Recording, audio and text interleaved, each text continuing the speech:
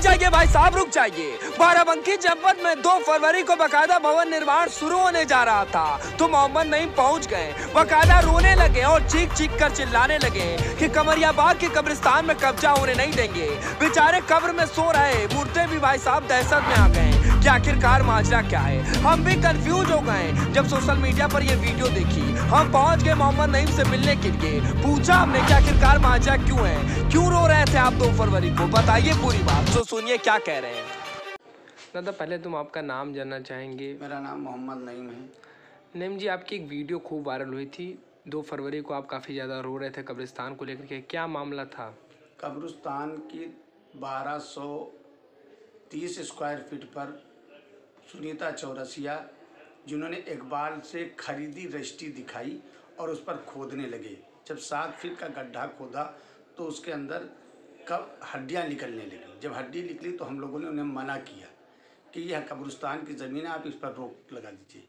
तो हम लोगों ने, हमने, ताज बाबा ने, आसिफ ने और कई लोगों ने मिलकर, जो हमारी कमेटी के सदस्य थे, वो सब गए और एसडीएम को एक प्रार्थना पत्र दिया कि वहाँ कब्रिस्तान में है। तो उन्होंने एक ऑर्डर किया कि निर्माण विदाउट नक्शे के जो निर्माण हो रहा उस पर रोक लगाई गई। आरबीओ एक्ट को निर्देशित किया और कोतवाल, शहर कोतवाल को निर्देशित किया। और उसके बाद कहा गया जब तक ये तथ्य पूरे सामने ना आ जाएं तब तक निर्माण कार्य ना किया जाए। इस पर रोक लगा दी गई। उसका पुनः यानी कुछ दिन के बाद शनिवार को फिर कार्य स्टार्ट हो गया। तो हम लोग गए कोतवाल से, मैंने ऑब्जेक्शन किया कि हमारे पास ऑर्डर है। तो उन्होंने एक कापी मुझे दिखाई कि लेखपाल और कानूनगो, तहसीलदार और इन सब लोगों ने एसडीएम की दस्तखत की हुई एक प्रार्थना पत्र हमको दिया कि ये ज़मीन जिस पर निर्माण हो रहा वो कब्रिस्तान की भूमि नहीं है और पश्चिम में कब्रिस्तान की भूमि है। जबकि आप देख लें कि पश्चिम में भी है और दक्षिण में भी कब्रिस्तान है। मात्र 1200 स्क्वायर फीट पर ही ये निर्माण कर रहे हैं। तो पूरा लगभग 75% 2745 गाटा संख्या कब्रिस्तान कायम है। 1200 स्क्वायर फीट ज़मीन निकल गई।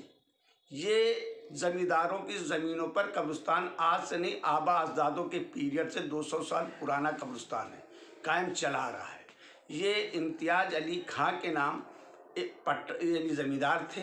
उन्होंने इसहाक को पट्टा किया और जितेंद्र नाथ पांडे हुसैनगंज के कोई रहने वाले हैं, उनके परिवार के किसी को पट्टा किया। 1 बीघा उनको किया और 2 बीघे 2 बिस्वा इसहाक को किया। वो अलिफ है और ये बे है। अलिफ बे मिटाकर ये कुछ दिन बाद अर्बन कर दी गई। अर्बन हो गई, ठीक। तो क्या अर्बन हो जाने के बाद क्या जो पट्टे के मालिक थे क्या उनको ज़मीन बेचने का अधिकार हो गया? लेखपालों से साठगांठ करके इन्होंने खितौनियों में अपना नाम दर्ज कराया, खसरे में नाम दर्ज करा दिया और कराने के बाद इन्होंने बेचना ज़मीन को शुरू कर दिया। मगर अब जब नक्शा निकाला है तो ये पता चला कि ये जो है 2745 ज़मीन कब्रिस्तान की इन्होंने खरीदी जिस पर कब्रें बनी हुई हैं और 2746 पर निर्माण कार्य कर रहे हैं। जो थोड़ा हिस्सा रोड में गया और जो हिस्सा कब्रिस्तान के अंदर है, आगे का फ्रंट, तो अब उस पर निर्माण करने लगे। मैंने कई जाने गुहार लगाई। और एक बात बताऊं, लोग कहते हैं कि आंसू रोने लगे, शायद मक्कारी कर रहे हैं। भाई कोई भी दिल से अगर कोई कार्य किया गया हो, मेरी ज़मीन खुद की निजी होती तो मैं खुद ज़मीन आसमान एक कर लेता। आज कब्रिस्तान की ज़मीन जा रही है और कब्रिस्तान की ज़मीन पर कोई को किसी की कोई परवाह नहीं।